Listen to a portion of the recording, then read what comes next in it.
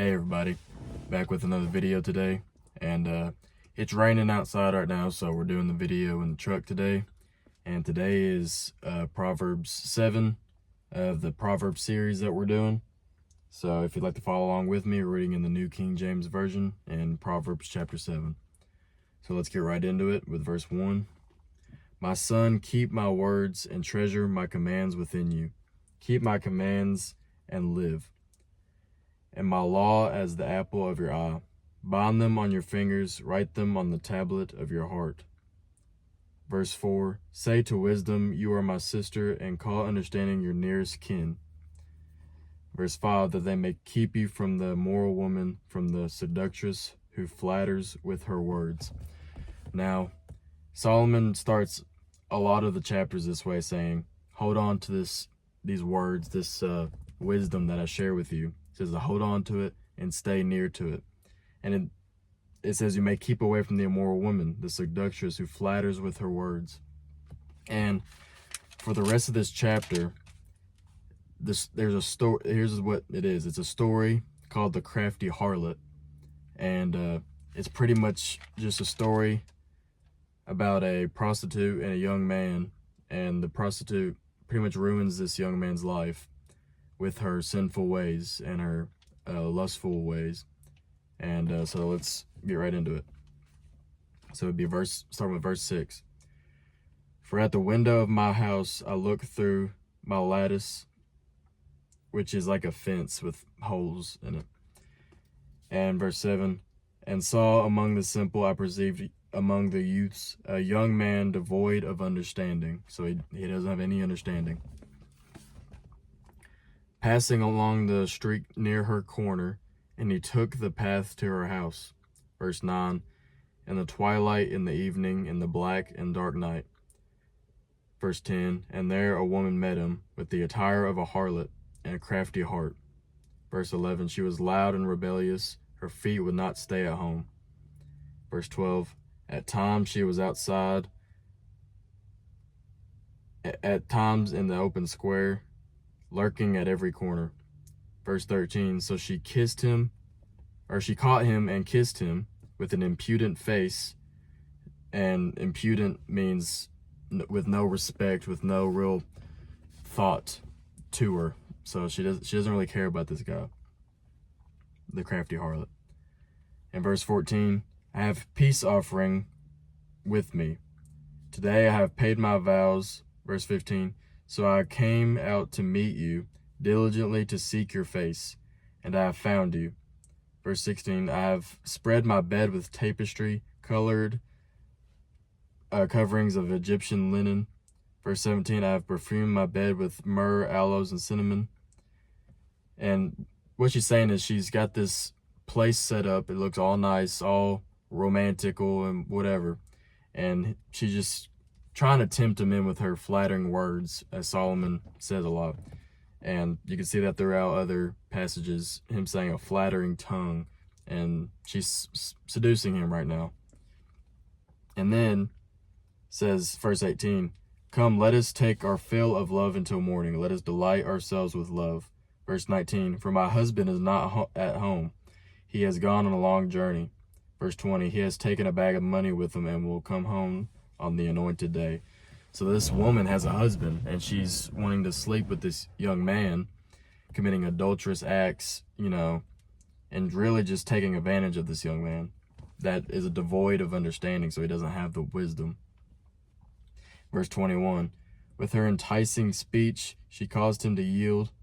With her flattering lips, she seduced him. So she was successful in this.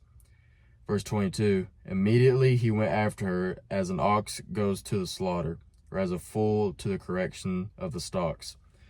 That is the best way to describe what is happening right now with this young man. He is like an ox going to the slaughter. He is ruining his life by doing this. In verse 21, till an arrow struck his liver, as a bird hastens to the snare, he did not know it would cost his life. So once he got into this, once he committed to this, he was trapped, he was snared, and he could not get out of it. And it cost his life. Verse 24, now therefore Listen, me, my children. Pay attention to the words of my mouth. Verse 25. Do not let your heart turn aside to her ways. Do not stray into her paths.